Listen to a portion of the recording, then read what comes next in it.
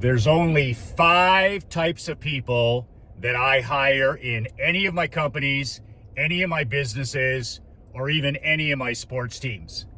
And these 5 types of people have saved me so much in terms of headaches, stress, hiring the wrong people.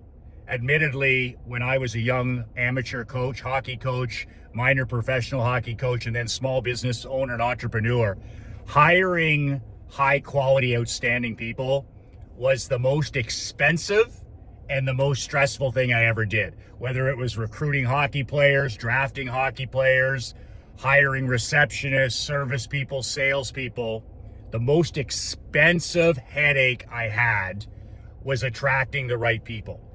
And it was just like churn and burn, churn and burn. And my entire business and my coaching career completely transformed when I started focusing on hiring only these 5 types of people, where I called out to these 5 types of people. I've never looked back over the last 20 years.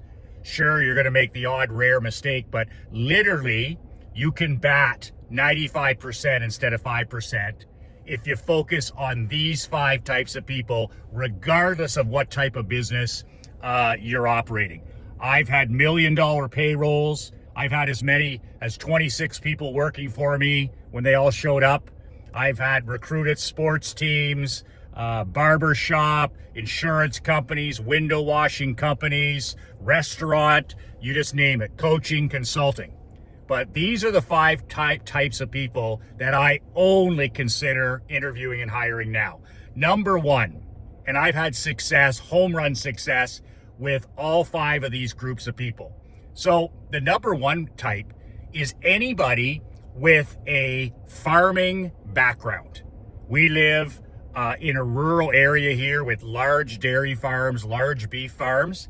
And when I was hiring people in the window cleaning business and in the insurance business, my best applicants and my best employees were people that had grown up on the family farm or were still helping mom and dad, and they knew what a day's work was.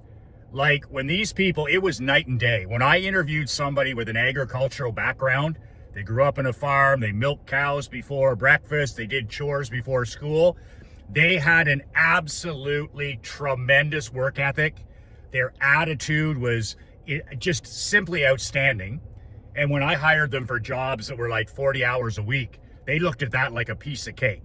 So that was my number 1, is as soon as somebody had a farming background, then I was like, this is a person who's going to have the most incredible work ethic ever.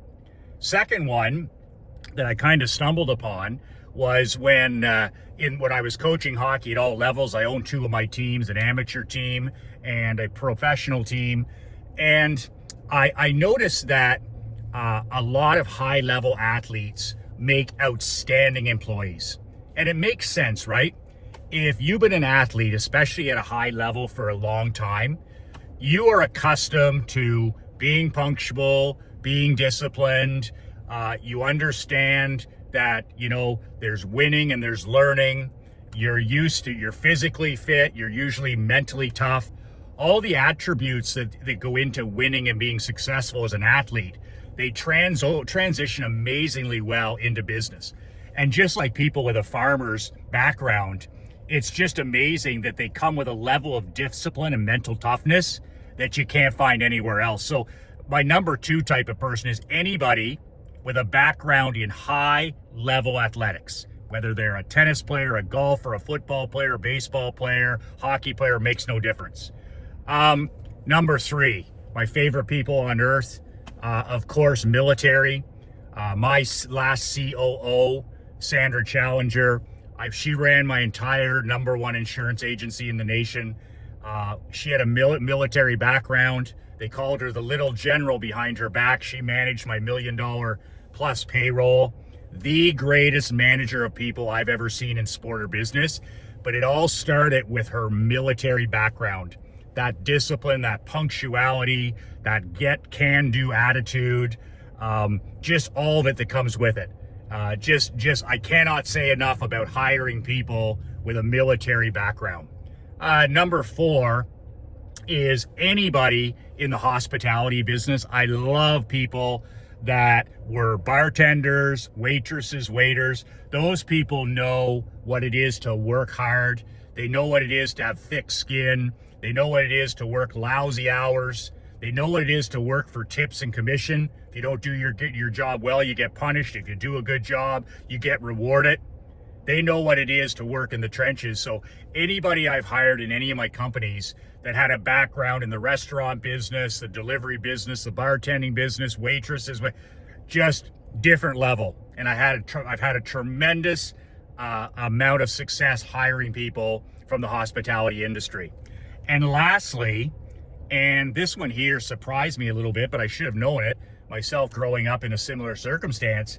Any applicant that I've interviewed who has grown up in a small business, mom and dad were running a small business, whether it was a retail store or a farm or a construction company or a restaurant or whatever it is. If you grew up in a family business, they make the best employees, they make the best managers, they make the best salespeople, because they know how hard it really is to make it as an entrepreneur. They understand the grueling hours, the disappointments, the losing, the grind that it can be. And they have a perspective on business where they're like, they have that behind the scenes understanding how difficult it is to be an entrepreneur.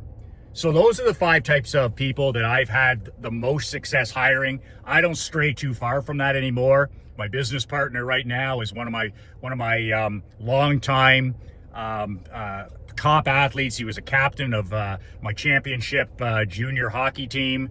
I was able to watch this kid grow up. I offered him a partnership in my consulting business because, you know, I was able to watch the type of young man he was when he was playing, and then that transferred over into business. But these are the 5 shortcuts to hiring anybody with these solid salt of the earth backgrounds. Now, if you are like most entrepreneurs and small business owners like me, and your number one challenge in 2025 right now is procrastination, that's what most small business owners and entrepreneurs are telling me right now. Their number one challenge in 2025 is procrastination. Make sure you click below and download this PDF. It's 1 page. This is my Make Shit Happen productivity hot sheet. And I've used this hot sheet with some tweaks. It's just a checklist of my day from 6 in the morning till 10 p.m. at night. And this cheat sheet, I print off 7 of them a week. I use old school. I use them every day. That cheat sheet doubled my income, and it saved me 10 hours a week.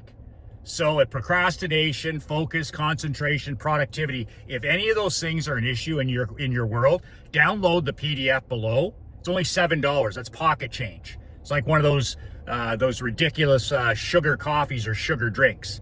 And you can use this checklist, and you can use 1 or 2 things, and it's going to save you 10 hours a week.